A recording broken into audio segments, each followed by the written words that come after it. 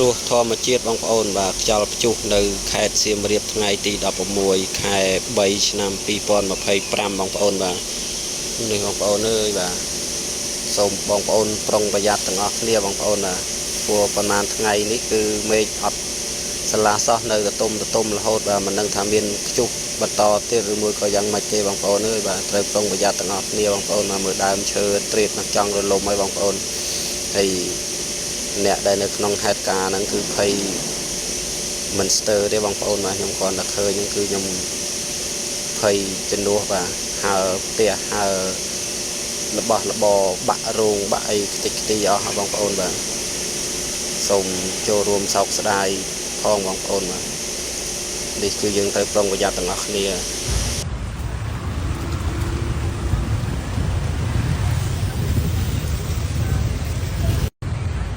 អាណិតកូនកន្លោះកូនកំមុំណាបងប្អូនអើយខ្ទេចអស់ហើយរោងថ្ងៃមង្គលវិច័យដនចំថ្ងៃយើងសយបងប្អូនអើយនេះនៅខាងភូមិសម្បូរ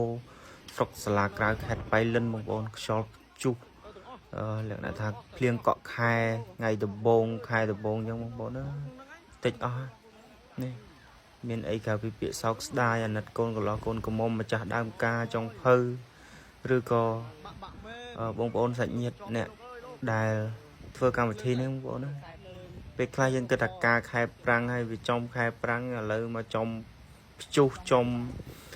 សយយើងទៀតអើយមិនដឹងធ្វើម៉េចបងប្អូនជាក់ស្ដែងចប់សពគ្រប់បាត់ហើយល្ងាចមិញនឹងខ្យល់នៅខាងសៀមរាបនោះបាក់ដើមឈើស្កុតមនុស្សផងថ្ងៃ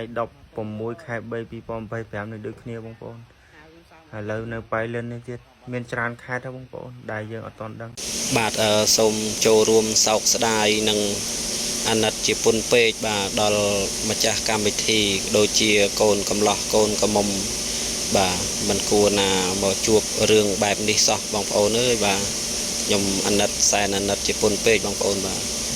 ខាតមិនស្ទើរទេបងប្អូនអើយខ្ទេចខ្ទីអស់ហើយបាទគ្រោះធម្មជាតិធ្វើម៉េចបាទយើងវាមិនដឹងវាចំថ្ងៃហ្នឹងវាមានគ្រោះធម្មជាតិវាអញ្ចឹងខ្យល់កត្រាក់ខ្យល់អីអញ្ចឹងបងប្អូនបាទយើងវាមើលមិនឃើញដែរ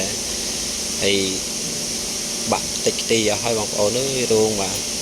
អានេះផ្កាតាំងមុខរោងធ្លាក់ដល់ដីអស់លីងបងប្អូនបាទនេះបាទហើយខាតមិនស្ទើរទេបងប្អូនអើយមើលបាក់អស់លីងខ្យល់កន្ត្រាក់នេះសាហាវហ្មងបងប្អូនបាទខ្យល់ថ្ងៃហ្នឹងគឺមិនតែខេត្តសៀមរាបទេបងប្អូនគឺខេត្តបៃលិនក៏ខ្យល់បាទនៅបាត់ដំបងក៏ភ្លៀងនិយាយទៅគ្រប់ខេត្តគ្រប់ក្រុងទាំងអស់បងប្អូនបាទយ៉ាប់